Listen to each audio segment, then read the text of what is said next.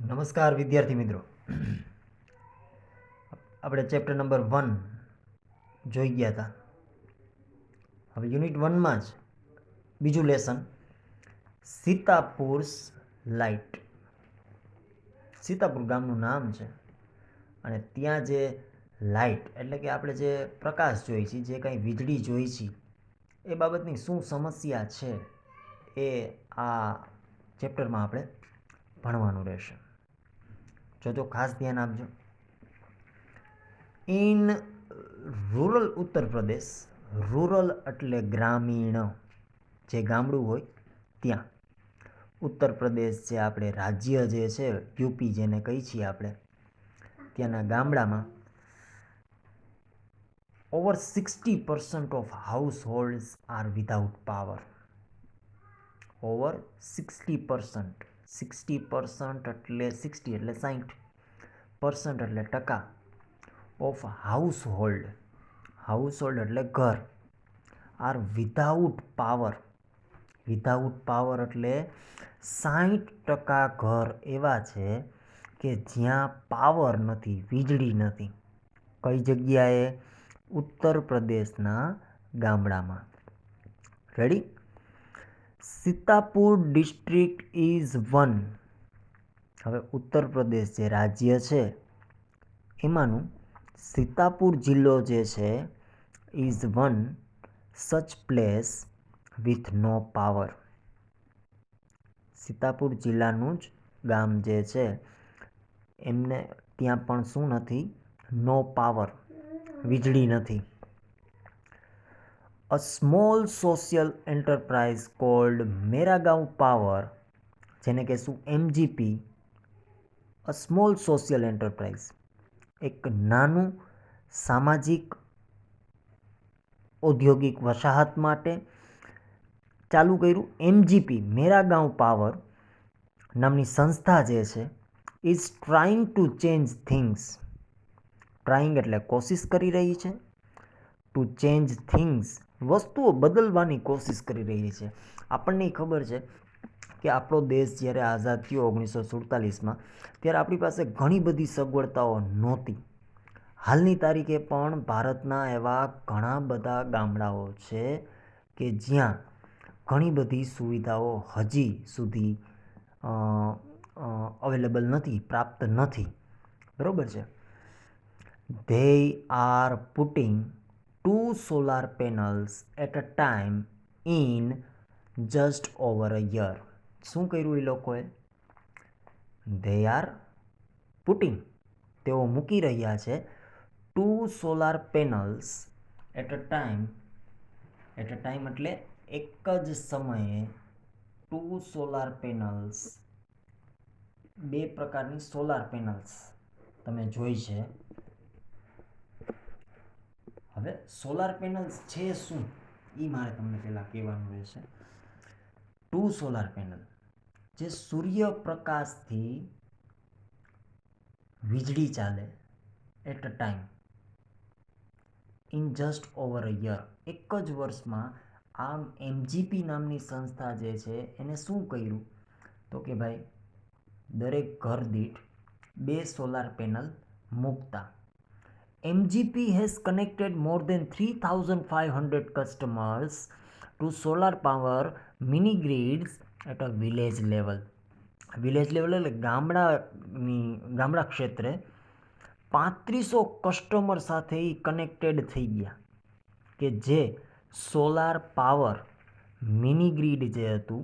હવે mini grid એટલે શું? એક ચોરસ, તમે લાદી તો જોઈએ જ છે બધાએ, ઘરે બધાની ઘરે લાદી હોય જ. એ 2 ફૂટની લાદી જેવડી હોય એવડી સોલારની જે પેનલ હોય, એવડી સોલારની પેનલ હોય એ તમારા અગાસી ઉપર રાખી દે. એના ઉપર શું પડે? તો કે સૂર્યપ્રકાશ પડે. હવે સૂર્યપ્રકાશ પડે એટલે શું થાય? એમાંથી વીજળી ઉત્પન્ન થાય. બરાબર છે? ત્યારબાદ જોજો, village by village MGP is building a network of low-cost solar microgrids that provides 2 LED lights and a mobile charging point to all paying households at a cost of 25 rupees per week. હવે જો આ ગામડે ગામડે એમજીપીએ building એટલે બાંધી દીધું, network બાંધી દીધું, લો કોસ્ટ, ઓછામાં ઓછી કિંમતે આ સોલાર જે છે અને એ શું પ્રોવાઈડ કરતા, શું પૂરું પાડતા, તો કે ભાઈ 2 એલઈડી લાઇટ અને મોબાઈલ ચાર્જિંગનો પોઈન્ટ, ઓલ પેઇંગ હાઉસહોલ્ડ, દરેક જે ઘર હતું અને એ કેટલા રૂપિયામાં, તો કે 25 રૂપીસ, 25 રૂપિયામાં પર વીક. એનો મતલબ એમ કે દર અઠવાડિયે ઘર દીઠ 25 રૂપિયા આપવાના અને એ 25 રૂપિયામાં તમે શું ચલાવી શકો, તો કે 2 એલઈડી બલ્બ ચલાવી શકો અને એક ચાર્જરનું પોઈન્ટ ચલાવી શકો. બરાબર. ત્યારબાદ જોજો, that is a cheaper than kerosene which can cost almost double across a month. that is a cheaper એટલે સસ્તું, ધેન એટલે ના કરતા, કોના કરતા, તો કે ભાઈ કેરોસીન કરતા સસ્તું પડે આ સોલાર વાળું. which can cost almost double across a month. મહિનામાં કેરોસીનનો જે તમે વપરાશ કરો, કેરોસીનથી જે દીવા ચલાવતા ગામડામાં, બરાબર છે, એ મહિનામાં ડબલ થઈ જતા. દાખલા તરીકે તમે અઠવાડિયે 25 રૂપિયા ચૂકવતા હોય તો મહિને કેટલા થાય, 100 રૂપિયા થાય. હવે કેરોસીનના કેટલા થઈ જતા, તો કે 200 રૂપિયા, ડબલ થઈ જતા હતા મહિનામાં. Solar power as a smokeless, અને આપણને બધાને ખબર છે કે સૂર્ય ઉર્જાથી જે ચાલતી વીજળી હોય એ કેવી હોય, સ્મોકલેસ. સ્મોકલેસ એટલે ધુમાડા વગરની. Source of light comes with added benefits to customer health, અને એ આપણા સ્વાસ્થ્ય માટે પણ સારું. હવે દાખલા તરીકે કેરોસીનથી આપણે જે દીવો પ્રગટાવીએ એમાં તો ફરજિયાત ધુમાડો થવાનો જ હોય, એ ધુમાડો આપણા સ્વાસ્થ્ય માટે કેવો રહેશે, ખરાબ. ત્યારબાદ જોજો, installing a microgrids is a grand event in the village and everyone gets involved. હવે જે આ સોલાર પેનલ્સની જે ગ્રીડ્સ છે, માઇક્રો એટલે નાની, એ ઇન્સ્ટોલિંગ કરવામાં આવે, સ્થાપિત કરવામાં આવે, એ ગામડાવાળા માટે બહુ જ સારી બાબત છે. એવરીવન ગેટ્સ ઇન્વોલ્વ, અને દરેક લોકો જે છે એમાં ઇન્વોલ્વ થવા માગે છે અને આનો ઉપયોગ કરવા માગે છે. In the village of Damdampurava, the team maps the village house by house beneath the scorching midday sun, working out where to place each wire so as to connect customer to the power source. હવે આ MGP જે છે એ શું કરે છે, તો કે ઘરે ઘરે જઈ અને જે રીતના સૂર્ય ઉર્જા જે છે, સ્ક્રોચિંગ એટલે બળતો સૂર્યનો તાપ જે રીતે પડતો હોય, મિડ ડે સન એટલે મધ્યાહન જેવું થયું હોય, એમાં સૂર્ય કેવો ધગધગતો હોય, એ રીતના ગોઠવે છે. Some householders join in while other look on. Some householders એટલે કેટલાક ઘરવાળા ક્યારે જોઈન થાય છે, વાઇલ અધર્સ લુક ઓન, બીજાનું જોઈને, calling out orders or watching the curious proceedings wide eyed એટલે આંખો જે છે એ પોળી થઈ જાય એવું.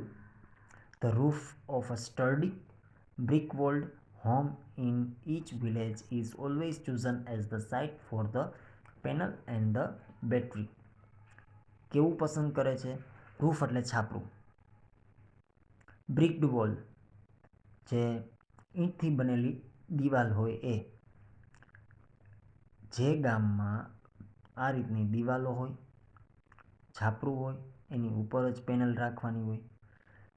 Ejaz, one of the company's first electrician to be recruited from the local district block of રિયુસા નામ આપ્યું. એઝાઝ નામનો વ્યક્તિ જે છે આ એમજીપી કંપનીનો પહેલો ઇલેક્ટ્રિશિયન જે છે એની નિમણૂક કરવામાં આવી. And installs the panel in a southerly direction to capture as much as sunlight as possible. અને આપણને બધાને ખબર છે કે સાઉથર્લી ડાયરેક્શન, ચાર દિશા છે, ડાયરેક્શન એટલે દિશા, east, west, north and south. તમે દક્ષિણની સાઈડ રાખો એટલે સૂર્યનો તાપ સૌથી વધારે મળે. એટલે આ પેનલને પણ કઈ રીતે ગોઠવવામાં આવી? Southern side. We are saving our environment with these lights. આપણે આપણા પર્યાવરણને બચાવી રહ્યા છીએ આ લાઇટ દ્વારા. And there's no pollution in our homes either, say a farmer from the village. આ વીજળીનો ઉપયોગ કરવાથી, સોલાર વીજળીનો ઉપયોગ કરવાથી આપણે આપણું પોલ્યુશન બચાવી શકીએ છીએ. બરાબર છે. New businesses are starting to emerge amongst the customers too. હવે ગામના લોકો જે છે એ નવા ધંધા પણ શું કરવા માંડ્યા છે?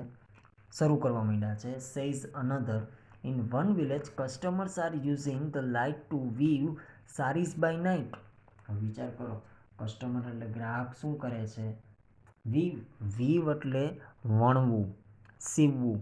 સારીઝ એટલે સાડી, આપણે જે સ્ત્રીઓ પહેરતી હોય એ. બાય નાઇટ, રાત્રિ દરમિયાન જે છે એ સાડીને વીવવાનું કામ કરે છે. One man now has a night business making plastic table cloth, he says. તે શું કહે છે? તે એટલે ઓલો એઝાઝ જે હતો એ શું કહે છે કે વન મેન, એક માણસ તો હવે એને શું શરૂઆત કરી દીધી છે? Night business. નાઇટ બિઝનેસ એટલે રાત્રિનો ધંધો. Making plastic tablecloth. શું બનાવી રહ્યો છે? પ્લાસ્ટિકના tablecloth. It's a nice to have light while we cook and eat. એમાં જ્યારે આપણે રસોઈ કરતા હોય, જ્યારે જમતા હોય ત્યારે તો આપણે લાઇટની કેટલી જરૂર હોય. It's a nice to have. Our children are also studying more now. હવે અમારા બાળકો પણ સ્ટડિંગ એટલે ભણી રહ્યા છે. મોર એટલે વધારે, નાવ એટલે હવે. હવે તો અમારા બાળકો પણ વધારે ભણવામાં લાગ્યા છે. એક તમને કહું કે આપણા જીવનમાં લાઇટનું મહત્ત્વ શું છે. મેં તમને પહેલાં કીધું એ પ્રમાણે કે જ્યારે 1947માં દેશ આઝાદ થયો ત્યારે આપણી પાસે ઘણી બધી સગવડતાઓ રહેલી નહોતી. અને જ્યારે આપણે 21મી સદીમાં આપણે અત્યારે જીવી રહ્યા છીએ અને આ સદીમાં આપણો બધાનો જન્મ થયેલો છે અને આપણે બધા જે રીતે જીવીએ છીએ આટલી બધી ફેસિલિટી સાથે, આટલી બધી સગવડો સાથે, તો આ એક ખૂબ જ સારી બાબત કહેવાય. બીજું મારે તમને ખાસ એ કહેવાનું છે કે લાઇટ જે છે એ આખા ભારતમાં હજી 40% ગામડાઓમાં હોતી નથી. ઘણા બધાના તમારે ખેતર અને વાડી રહેલી હોય છે. તો ખેતર અને વાડીમાંય તમે પૂછજો કોકને, ક્યારેક રાત્રે લાઇટ આવે, ક્યારેક દિવસે લાઇટ આવે. કેમ કે દિવસે ન હોય તો રાત્રે આવે અને રાત્રે ન હોય તો દિવસે લાઇટ હોય. આવા રોટેશન મુજબ અત્યારે લાઇટ આવે છે. એકવાર કોઈ ખેડૂતને પૂછજો એટલે ખ્યાલ આવશે. બરાબર છે. આવી કડકડતી ઠંડીમાં પણ એ લોકોને રાત્રે લાઇટ આવે તો જવું પડે. મતલબ કહેવાનો મતલબ મારો એવો છે કે લાઇટનું મહત્ત્વ જે છે ને એ આપણા માટે બહુ જ રહેલું છે, બહુ જ. આ સ્વાભાવિક છે કે ભરપૂર ઉનાળો હોય ત્યારે આપણા માટે લાઇટ શું મહત્ત્વ ધરાવે છે આપણને બધાને ખબર છે. હવે આ પેરેગ્રાફ રહ્યો સીતાપુર લાઇટવાળો ઇન રૂરલથી લઈને નાવ સુધીનો એકવાર પરફેક્ટ વાંચજો. અને મેં જે શબ્દોનું ગુજરાતી કર્યું છે એને એકવાર ફરીથી તમારે શું કરવાનું છે? વાંચવાનું છે, સમજવાનું છે. એકવાર વિડીયો ન સમજાય તો બીજી વાર, બીજી વાર ન સમજાય તો ત્રીજી વાર, પણ આ રીતે તમારે કાર્ય ચાલુ કરવાનું છે. આ પેરેગ્રાફનું હોમવર્ક તમને અત્યારે આપી દઉં છું, ખાસ સાંભળજો. હોમવર્ક શું છે મારું? પેજ નંબર તમારે આગળ, હું ટેક્સ્ટ બુકના લીથાની વાત કરું છું. ધોરણ 10 ધોરણ 10માં ટેક્સ્ટ બુકનો જે લીથો છે એમાં પેજ નંબર 6 ઉપર, કેટલા ઉપર? 6 ઉપર paragraph number 5, paragraph number 6, paragraph number 7, paragraph number 8, 4 પેરેગ્રાફની અંદર જે કાંઈ પ્રશ્ન અને જવાબ આપેલા છે, આ પ્રશ્ન અને જવાબ તમારે રફ નોટમાં 3 વાર લખવાના છે. હજી કહું છું, આ 3 વાર જે પ્રશ્ન હું જે કંઈ દર પીરિયડમાં હોમવર્ક આપું છું, આ દરેક હોમવર્ક તમારું ચેક કરવામાં આવશે અને ગમે ત્યારે તમને ફોન આવશે કે જે કાંઈ હોમવર્ક આપવામાં આવે છે એ સ્કૂલે આવીને બતાવી જાઓ. એટલે ખાસ તમને બધાને વિનંતી કરું છું કે પેરેગ્રાફ નંબર 5, 6, 7 અને 8 આ 4 પેરેગ્રાફના જે કાંઈ ક્વેશ્ચન આન્સર્સ છે એ તમારે લખવાના રહેશે. આભાર. જય હિન્દ, જય ભારત, અસ્તુ.